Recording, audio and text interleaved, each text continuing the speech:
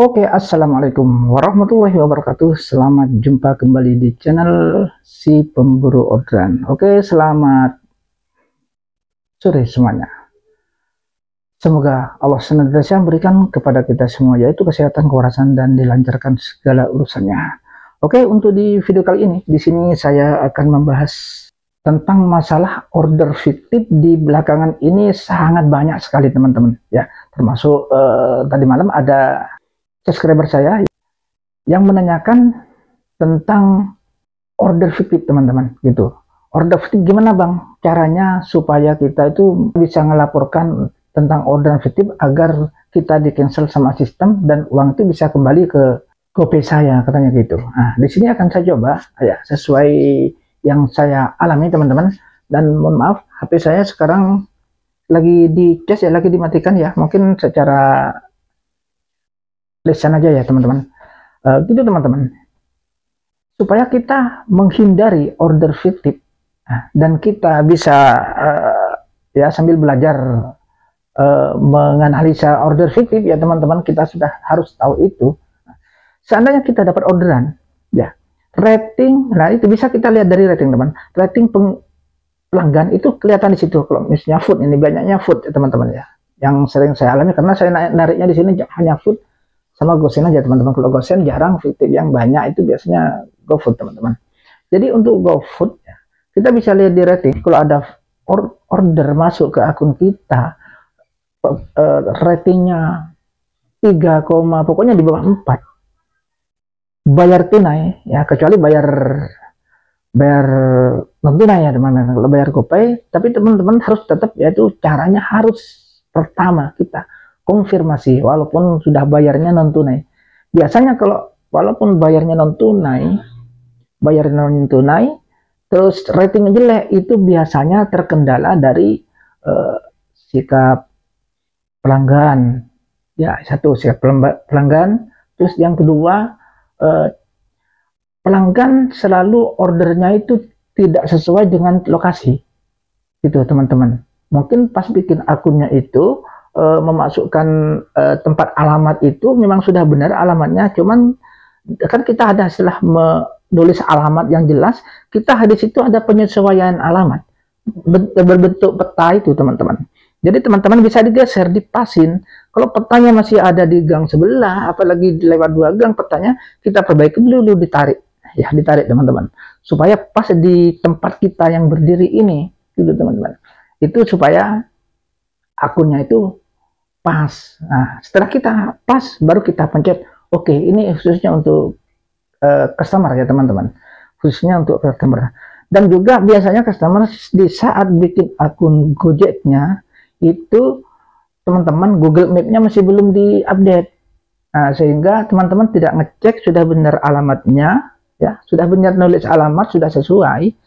Tapi setelah itu kan kita harus menyesuaikan alamat yang ada di peta itu. Nah, kita itu harus disesuaikan, ditarik kalau masih kurang. Biasanya itu jauh kalau Google Map-nya itu teman-teman tidak diupdate. Begitu bikin akun, ternyata titiknya kita itu ada di sebelah sana, pindah-pindah jalur.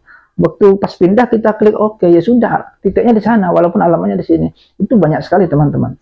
Tidak cuma nanti order food ya, walaupun si customernya order GoSend misalnya, itu walaupun alamatnya sudah benar, misalnya di sini ya gang sekian, sudah benar, sudah sama dengan aplikasinya, tapi titiknya itu bukan di situ, beda. Karena dia pas kita ngeklik oke, kebetulan koordinat kita itu loncat ke sana di gang, misalnya di sini gang 1, loncatnya ke gang 10, kita ya di gang 10 nanti titiknya di aplikasi.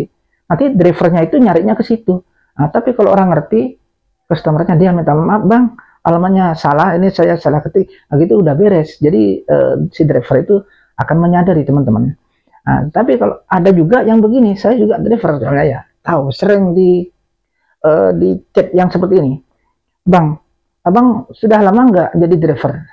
Saya bilang, loh kok nanya begini? Tahu Google Map nggak? Malah pertanyaannya seperti itu kan bikin jengkel sebetulnya dia teman-teman. Padahal dia sendiri yang salah. Dan kita begitu, karena kita tidak konfirmasi ya teman-teman. Makanya utama itu harus konfirmasi. Ketika alamatnya salah, kita tahu yang benernya itu alamatnya di mana. Kalau jauh lebih dari 1 kilo, teman-teman lebih baik minta WA-nya. Kalau salahnya titik dari titik aplikasi, dari aplikasi, alamat aplikasi dengan titik yang ada di aplikasi, ya, yang titik sebenarnya. Yang salah itu, teman-teman. Kita minta nomor WA-nya, baru kita komunikasi yang baik, kita selesaikan, dan nanti kita suruh pantau lewat WA saja. Kita antar dari titik lokasi itu ke tempat abang, gitu. Itu baru bisa diselesaikan. Kalau tidak, kita antar barang, kita selesaikan di situ, tidak bakal bisa diselesaikan. Berarti teman-teman itu harus ke tempat titik yang ada di aplikasi itu. Jauh lagi nanti teman-teman rugi 2 kali malahan. Nah, gitu teman-teman.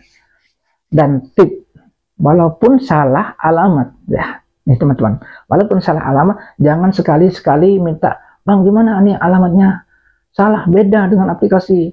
Ini abangnya harus nambah. Nah, itu tidak boleh, itu yang tidak disarankan itu teman-teman. Bisa-bisa teman-teman dilaporin sama customernya, dibilang dilaporin minta uang tambahan, wah teman-teman disuspend. Bisa-bisa juga di PM teman-teman. Itu serius teman-teman, banyak yang seperti itu soalnya teman-teman. Seperti itu. Oke, untuk selanjutnya supaya kita itu terhindar, ya, yang saya bahas tadi kan tentang terhindar, supaya terhindar dari order fiktif. Nah, itu khususnya food ya teman-teman. Food ya teman-teman. Begitu ada order ratingnya jelek, kita konfirmasi. Kalau konfirmasi balasannya oke, baik, ya walaupun tunai atau non tunai, apalagi non tunai, nah, ini harus kita cepat konfirmasi. Nanti kalau fiktif kita ketahuan di saat kita telepon dengan customer, seperti itu teman-teman. Nah, kalau non tunai misalnya, ya, yang saya maksud tadi yang tunai, bayar tunai itu yang resiko teman-teman. Kita konfirmasi lewat telepon. Kalau kita nanti bisa akan tahu suaranya itu mau nipu atau tidak, kita tahu teman-teman. Kita biasanya yang driver lama-lama itu sudah mengerti tentang orang mau nipu atau tidak itu, atau fiktif atau tidak itu teman-teman. Dan begitu juga yang non tunai, ya, yang non tunai yang pakai GoPay ya teman-teman. Kita kalau sudah rating di bawah 4, itu teman-teman tetap konfirmasi, ya, walaupun sudah non tunai, ditakutkan alamat seperti tadi itu salah. Biasanya driver nilainya jelek kalau alamatnya salah. Kalau cuma kelirunya 300 meter itu tidak masalah. Buat saya itu saya kasih bintang 5 biar jadi histori baik itu, gitu, biar sama-sama lancar gitu antara customer sama driver gitu teman-teman. Karena apa? Nanti kalau kita ngasih bintang jelek sama customer, nanti customernya juga tambah turun performanya, nanti juga susah cari driver gitu teman-teman. Karena driver nilai dari itunya juga, wah ini drivernya jelek, apalagi bayar tunai, nanti tidak ngambil nanti teman-teman. Kalau nilai performanya jelek, makanya kita harus bantu kasih bintang 5 agar kalau customernya memang baik, walaupun salah tapi dia minta maaf atau ngasih tahu penjelasan, oh detailnya di sini, itu kita kasih bintang 5 yang seperti itu teman-teman. Namanya Google Map memang dia kadang meleset, ya, kita harus memaklumi itu, ya. Tapi kalau sampai 1 kilo kelirunya itu kesalahan, itu memang sudah gitu teman-teman, kita harus diperbaiki. Oke, mungkin gitu aja teman-teman. Intinya kita ini harus selalu yang dinomor-satukan, yaitu konfirmasi, ya, konfirmasi di saat kita mendapatkan orderan, agar kita terhindar dari order fiktif, ya teman-teman. Dan gimana caranya kita dapat order fiktif? Kita sudah kadung belanja,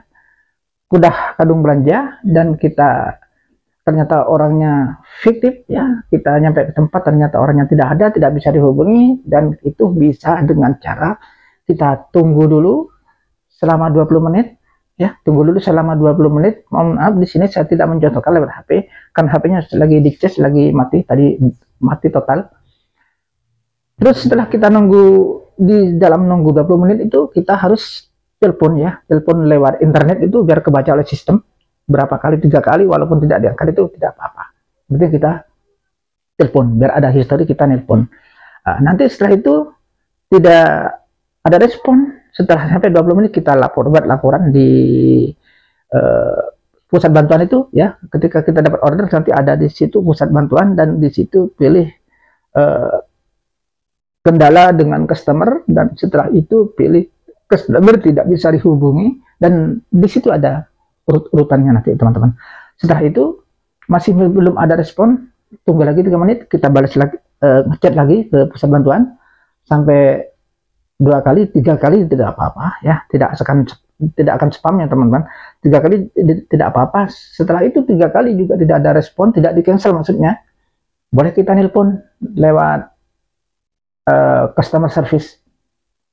Nah itu, kalau kita tanpa lapor lewat pusat bantuan, kita tiba-tiba nelpon ke customer service, memang di cancel dari sana, tapi kita ke persyaratannya kita harus lapor lewat pusat bantuan dulu. Kalau tidak, walaupun di cancel sama sistem, tanpa ngelapor lewat surat pusat bantuan, tiba-tiba kita nelpon ke call center, terus minta di cancel, terus di cancel sama call center, uang kita itu akan tidak balik teman-teman, dan kita rugi teman-teman ya, rugi ongkos, rugi belanja. Ya belanjaan cuma 50, kalau belanjaan sampai 200 lah, kita nyari uang 200 itu kerjanya mati-matian teman-teman. Oke, mungkin gitu aja teman-teman penjelasan tentang gimana caranya ketika ada order fiktif kita lapor ke customer service dan di cancel oleh customer service supaya uang itu bisa balik lagi ke kita. Intinya di sini gimana caranya kita itu walaupun ada order fiktif kita lapor ke pusat bantuan dan di cancel oleh sistem agar uang yang buat belanja itu bisa balik lagi ke GoPay kita gitu. Oke, terima kasih sudah menonton dan terima kasih buat semuanya, dan sampai jumpa di video berikutnya. Wassalamualaikum warahmatullahi wabarakatuh.